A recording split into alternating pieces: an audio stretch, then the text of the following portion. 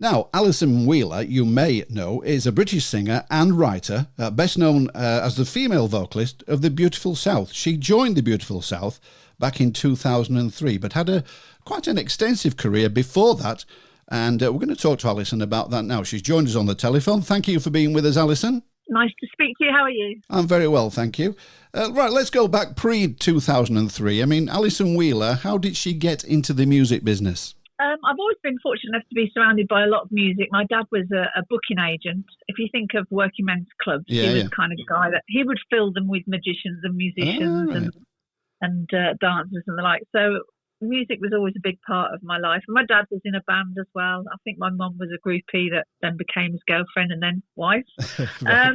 I kind of lost my way with music for a while. I went to do straight A-levels and did really well in my A-levels and went on to Cambridge University to study. And it was while I was studying at university that I joined a band, and that's when the fire was relit for me, really. I was having such an amazing time with this band, and it was a real fun experience. And I suddenly realised, actually, this is what I'd quite like to do. Yeah. I mean, if you've got a calling and you know what speaks to you, I think you're really fortunate. There are people who go through their life and not really knowing what their calling is. Yeah. So I graduated with a law and Japanese degree and told my mum and dad I wasn't going to use it, which you can imagine went down like a lead balloon. Yeah.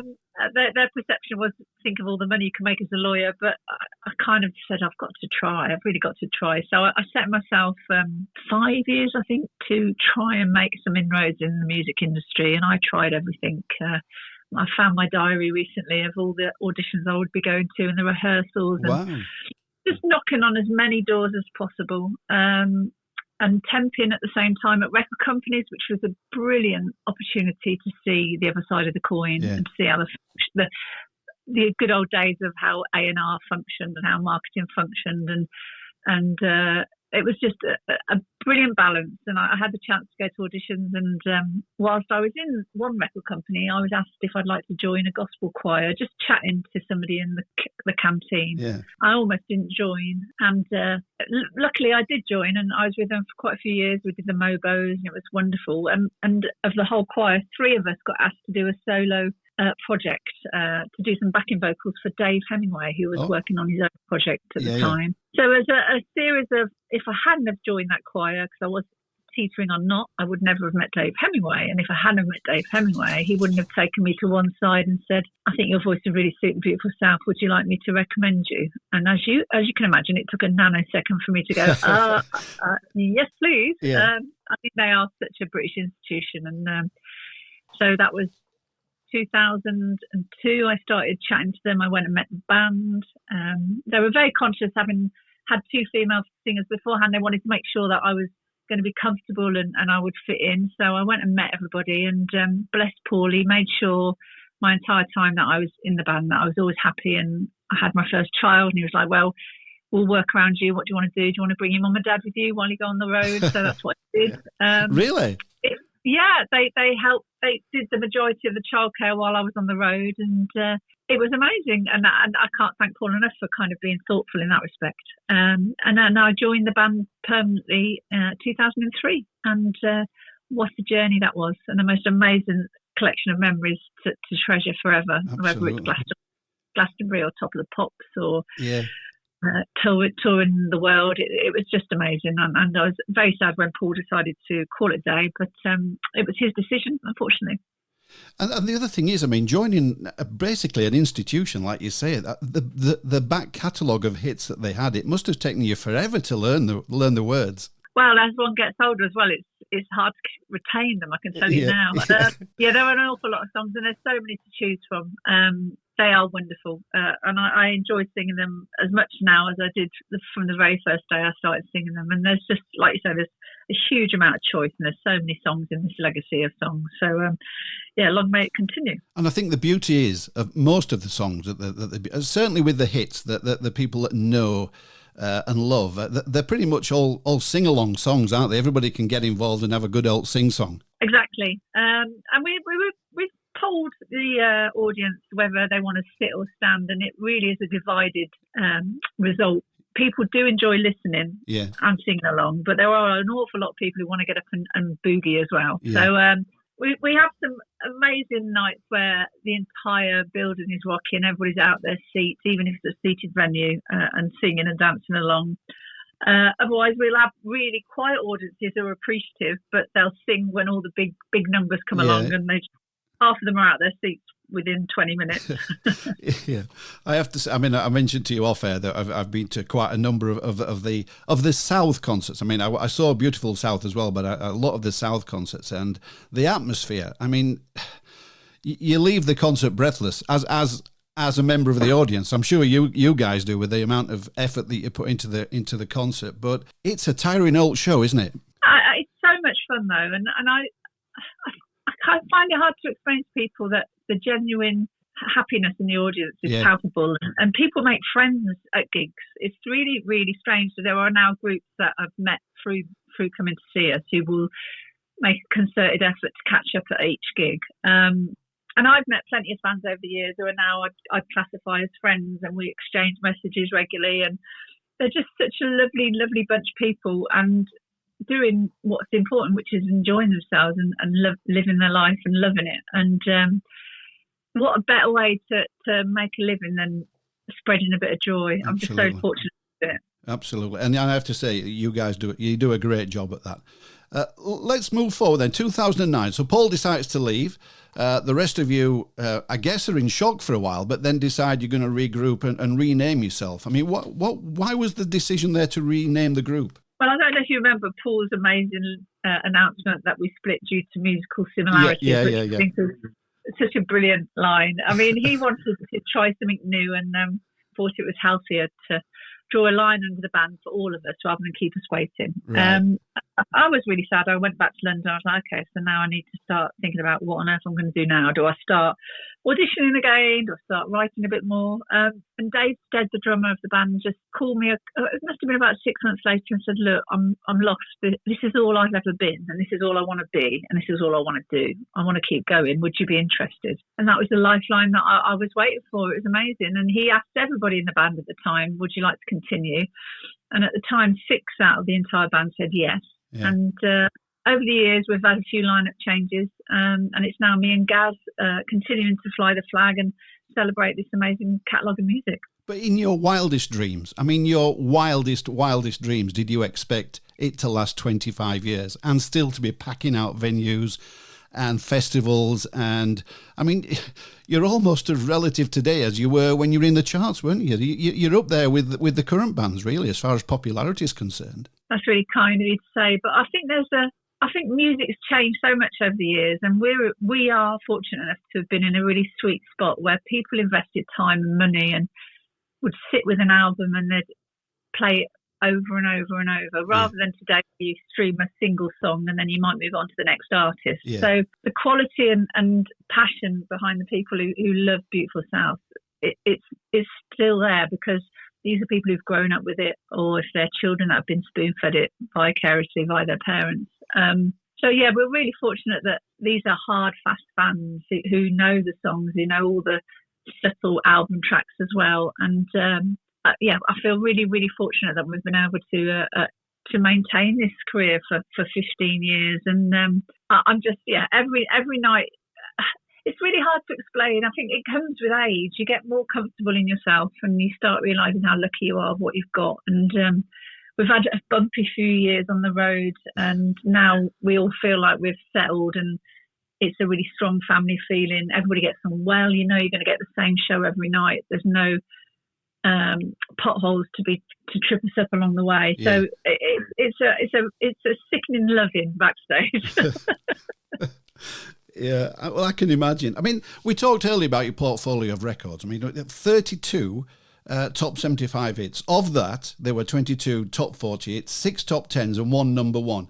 I mean, you had no need to record any more music, to think of any songs to add into the set, but you went off and recorded your own album as The South as well, didn't you? I mean, how did that come about? Well, we wanted to show that we weren't only going to be celebrating the back catalogue and that we were still progressing and growing as a band. And it was quite a nice challenge, actually, because we knew we wanted to write, and we knew we would like to stay in the style of the Beautiful South. And it was a new territory for us because obviously the writing process for the Beautiful South was Paul Heaton and Dave Rothery, and that was it. That was the way it always had been. So now it was a bit more of an open free for all. You could bring anything to the table, and it would get a listen, and that made for a great democratic process, but a really slow one as well. Because you imagine you've got 9 people all raising their hands and got ideas. It's a lot of cooks that can really slow down the process. But we ended up with Sweet Refrains, which I'm really, really chuffed with. I think it sits really well with the back catalogue, and people have said it really suits a continuation of the Beautiful South in the style of music. And it's not as though we were going to go and do a drum and bass album. It was nice to kind of intelligent, kind of witty pop is what we were aiming for, and I think we did it. And did it very well, I have to say. I mean, there are 3 tracks on that album, and as you mentioned, it's called Sweet Refrains. It's available most places, but do you still sell it at the concert when you're performing? I know originally when I used to come and see you, it was at the back. Originally, when I used to come and see you and you launched the album, it was available at the back of the room. You could go and buy all the memorabilia. Do you still do that? We do. In fact, we had about 5 years of no merchandise, and people were asking for us, can we get some merchandise sorted? So I was leading the charge this year, and I've really pushed it. And we've now got a really nice selection of merchandise, which people have been going mad for and asking if we can sell it online, which is my next stage. I need to sort that out. But yeah, we're still actually selling the vinyl, which is a lovely piece because It's got so many lovely photos on there as well. It's still going strong, and we do come front of house after each gig if we can, and sign any kind of merch, and it's always a nice chance to say thank you to everybody who's come along. Yeah, it's a proper. When I say family, I don't mean adults and children, but family as in adults that have known each other forever. And like you say, it's nice to. I've done it myself. Come and talk to you at the back of the room, have a photograph taken, but also buy the merchandise. And I mean, the Sweet Refrain album that I was going to mention there's 3 standout tracks for me. What's on Her Mind, Stick It In and Turn It, and Pigeonhole, which, they're all good songs, but for me, those are 3 standout songs. Do you have a favourite on the album? Pigeonhole, I think, is really strong. I don't know why, but it always reminds me of Kiki D and Elton John. There's something about it that just reminds me of... Yeah. I don't... but I just think it's a really clever song, and I'm really glad when we released that as a single. And Fold a Roll is a really clever song that Damon, the keyboard player, wrote, which I just think he very rarely speaks. He was quite a man of few words, but he was musically like I've never met anybody so musically talented. And when he finally put his pen to paper, I think he came out with an absolutely amazing song. Yeah, as I said, the whole album is certainly worth a listen. Sweet Refrain is the title of the album. If you've not heard it before, I would definitely recommend you getting hold of a copy and having a listen. And it does indeed complement the back portfolio of the Beautiful South. Just talking about your concerts, Alison, and especially people that come and see you at Christmas, there is a certain song that you sing, which isn't a Beautiful South song. But for me, it's better than the original. It's certainly a sing-along song. And for my money, it really should be released as a single by the South. But it's Fairy Tale of New York. I mean, what a powerful record. Thank you. That's a really lovely compliment. It normally signs off our tour for the year, and it's usually our last dates, and it is again this year. We've tried several Christmas songs over the years, but you can't touch any other Christmas song. I just think Fairy Tale of New York is such a sing-along song. Yeah. And watching the crowd go epic. They enjoy it so much, and you can hear it as soon as the opening phrase starts. The recognition in the audience is just electric. Well, they're almost waiting for it now, because it has become almost a requirement of a South concert, especially at that time of year. I think people wait for it, don't they? Yeah, and our first gig's in November, so I don't know about Christmas songs in November, but it's going to happen. Let's talk about your current tour then, because you're coming to Lancashire, Rawtenstall, St Mary's Chambers, Friday the 29th of November. They're all big gigs, aren't they? But do you look forward to coming to Lancashire? Over the years, I've got to know all kind of...